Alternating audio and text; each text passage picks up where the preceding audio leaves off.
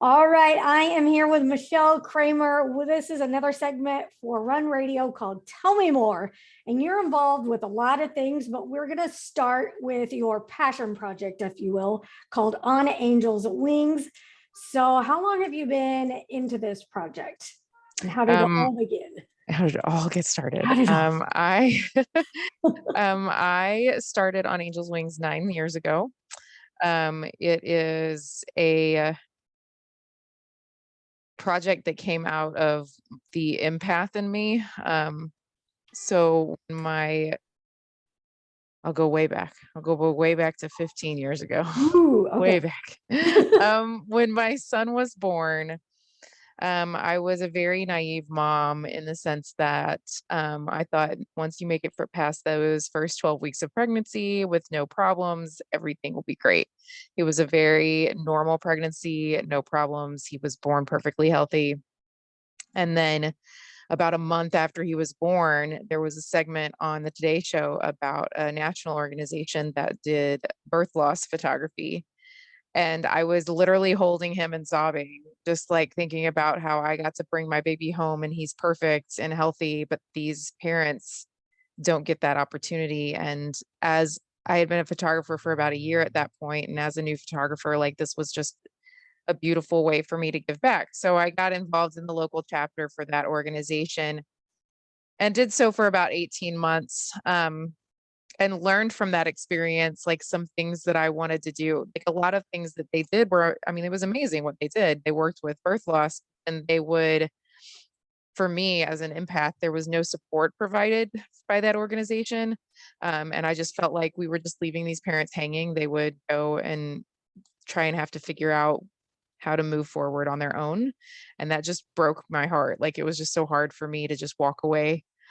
And I just really felt like there were more circumstances than just birth loss that needed this kind of care and compassion.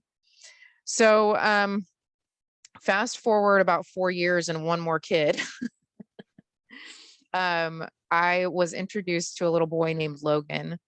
And he had spinal muscular atrophy. And this is a condition where the muscles begin to deteriorate from birth.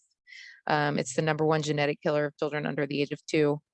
And his mom asked me to come to their home and do like a lifestyle session because there's really no treatment at the time. They were just doing a palliative approach with him, and she created like a bucket list of things that he would get to miss out on in his childhood. And so the day that I was there, he touched dirt and mud for the first time. So she put 2 little Tupperware containers. She held him in her lap and put 2 little Tupperware containers on her lap with him.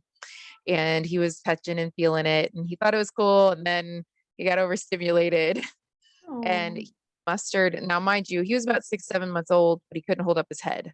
okay. So he mustered all of the energy that he had and he threw those Tupperware containers off her lap. Oh, But you like saw him like work for it. And then when he did it, he just cackled in this big, huge beautiful laugh. And I captured that moment, and it just will be forever embedded in my mind because to that point I had only been connecting with the parents, mhm, but then I had this moment where I was connecting with the child too, and capturing joy in the midst of their sorrow.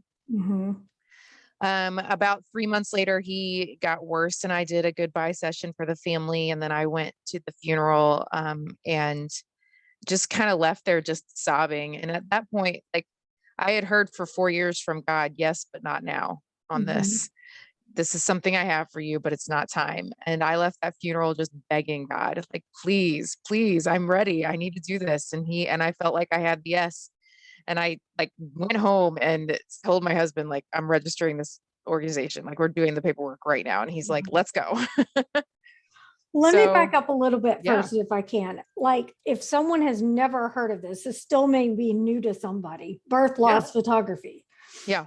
So it sounds very sad and dark, but I Mhm. know you spin that to make it a very special thing for those that are still here on earth. So can you Yeah. explain that just a little bit? Yeah, sure. And just a little bit like on Angel's Wings, we provide therapeutic photography and ongoing grief recovery support for families with a medically fragile child or who have lost a child at birth. And yeah, absolutely. When we started the organization, there was just like a cloud of grief and just people just did not understand. So our motto is celebrating life and encouraging hope. And that celebration of life is every life, no matter how short it may be, because those children are desired and wanted, and it's just a tragedy for those parents. And then the ongoing support is that effort to encourage hope for those families as they move. We never say move on, but move forward with life, grief attached to their life. Okay, that's a very interesting perspective, very necessary perspective, if you will. I think that's good for everybody to take on. All Yeah. right, so you're at this point where you've decided we're doing the paperwork, we're going forward. hmm Then what? Did you freak yourself out? You're like, oh no, I committed. No, I'm the kind of person who, when something like when I've decided I'm doing something, I will push through every circumstance to get it done, Great. even if it takes me a very long time. Awesome. So I was full in. I was already, that was in July. By October, I was going to like women shopping events and just trying to get the word out any way that I could. Um, And so that was like 2013 seemed to really just be like getting the word out about our services. We did a few sessions, but it was just more about establishing relationships with the hospitals and things like that. And then 2014, just to kind of give you an idea of how we've grown in this time, 2014, we did 41 photo sessions. And we now currently average about 200 sessions a year. Oh my goodness. Yeah. So, and we Wow. started in Springfield because when I left that previous organization, like the Springfield chapter of that organization dissipated because no one wanted to take over. And so Springfield had no services. So when we started, it was just to make sure that Springfield had services. And then we would see families whose child would get a pre-diagnosed condition in the womb who would go to St. Louis for care. And Mhm. so then they deliver in St. Louis and we'd need photographers there. And so Yeah. it just continued to snowball in that way to where about 45% of what we do is in Springfield, 45% of what we do is in St. Louis. And then the rest is we've got Kansas City, Joplin, Rolla, Cape Girardeau, Clinton. So we're in a variety of places around the state. I've got about 60 active volunteer photographers. And we're seeing, like I said, about 200 sessions. We've done almost 1,200 sessions to date in the 9 years. And do Yeah. they typically reach out to you or do you ever approach? So it just kind of depends. We work very closely with the hospitals. I'd say a large portion, about 80% of what we do is those birth loss or imminent loss, where the child has a pre-diagnosed condition Okay. in the womb that they're not going to survive. Um, so in those cases, the hospitals reach out to us, or if they've been pre-diagnosed in the maternal fetal medicine high risk department, we'll tell them about us and they'll reach out. Um, the rest of it really just comes through community awareness and somebody who knows somebody who needs us. And so then they just pass the word on and families come to us directly in that sense. So I do believe it takes a special person like yourself to do this kind of work because it's very emotionally driven for Mhm. both sides. So how is that for you to, are you good at leaving work at work or does it emotionally drain you for a while and for how long?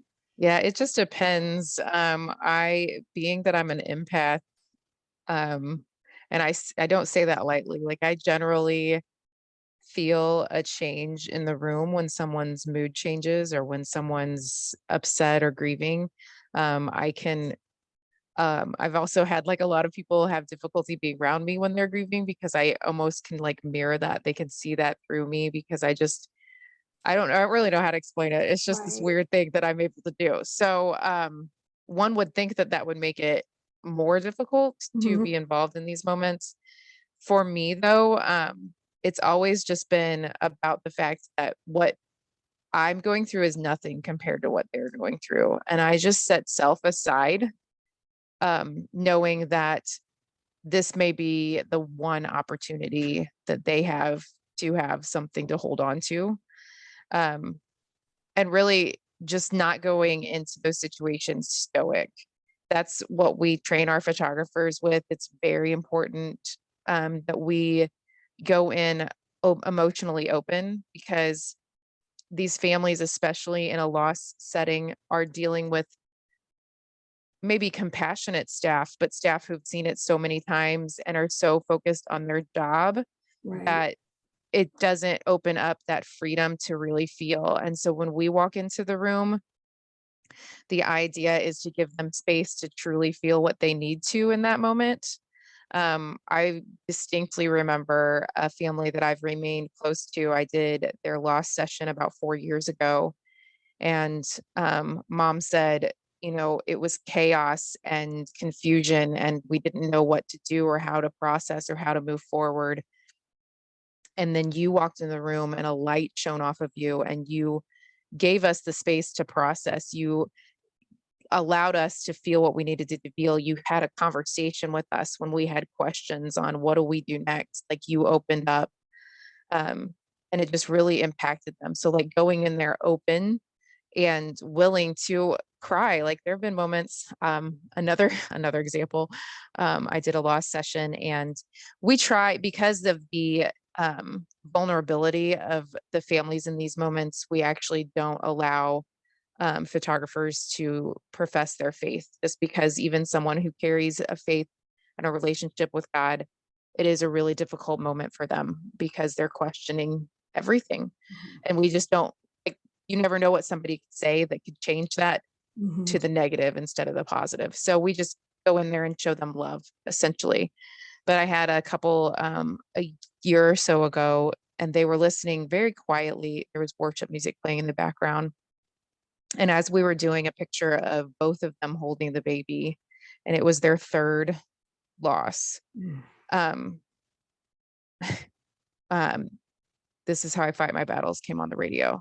I get chills even now because we Mhm. all just started bawling. Yeah. And I had to like take a moment, and we were just all crying together. And that mom in particular has told that story herself multiple times over because of the impact that just allowing them to grieve in that moment and grieving with them made on her.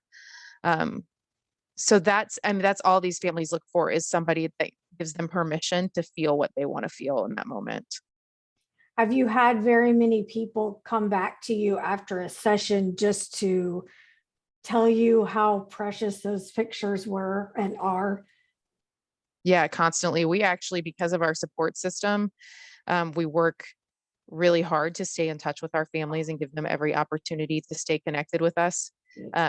So we, continue to have like events on that celebrating side. We try and do things that are celebratory. We have a carnival every year that our recipients go to for free. And um, so we try to stay connected with them. And so you have opportunity for those conversations where they share the impact that those images have made. And we hear frequently how cherished they are. Good. Well, how can the community be supporting you right now? So On Angels Wings is a volunteer ran and donation supported organization. So our website is oawphoto.org, and you can just scroll to the bottom of the page and donate that way. We it's really, we have a wonderful community where a lot of wonderful and beautiful nonprofits come out of, but our nonprofits per capita in this community is pretty high. And Yeah. so even 9 years old, we're still considered grassroots, and it's just it's a little hard to be seen. So our those donations are really, really valuable to us on a personal and financial level. And Mhm. we worked so hard to continue to provide better services at all times. Like in 2020, my vice president and support coordinator, she and I became certified grief recovery method specialists. Mhm. So we now have a dedicated 8-week program that we take our recipients through to help them learn coping mechanisms and to get past those societal myths of like, you need to grieve alone, you need to keep busy and be distracted, you need to replace your grief with something else. So we help them get past that and like fully acknowledge the emotions that they feel in their grief. And we've seen about we were able to start doing those in 2021 because of COVID, Right. and we've seen about 20 people go through that program with us. And in that, we opened our first physical location in 2021 as well, that serves both as a studio for those medically fragile children that need a safe space to get pictures done, and then a meeting space for our grief recovery groups. So, we took a big leap of faith to do that. The Lord has continued to provide, but it's always tight. Yeah. Yeah. All right. We'll make sure people know that. Can someone who might not have connected with you already, but have suffered a loss, can they still go through that grief program? Yeah, so we do have opportunity to go through it as a community member. We do offer a discounted session, extremely discounted for our recipients because we want to make it available to them. But we do have community opportunities for that where we do charge a fee so that we can continue to bring in funding for the organization. Can you give us one little freebie? Can you give us one of the biggest misconceptions about grief that society could do better at? Well, well, way to transition, Trina. I wrote a book on it. Yes, we need this book. What's it called? It is. I have it sitting here with me. I'll Let's, grab it so you can see it. It is called Unshattered Grief. yes. I spent 5 years working on this book. And it came out of, the subtitle is Helping Others Through Loss Without Breaking Them Again. And the concept is you see the vase. I have a wonderful artist do this illustration for me. And the concept is that when someone grieves, when they've had a tremendous loss, they're like a vase that's been shattered, and then you try to put it back together again. And then we as a society say and do things where that vase is just like teetering on a shelf, because grief is just so fragile. We need to be the hands that catch it rather than the hands that let it fall.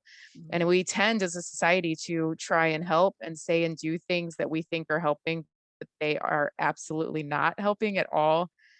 I think one of the more common ones with what we deal with is at least you have or can have other children.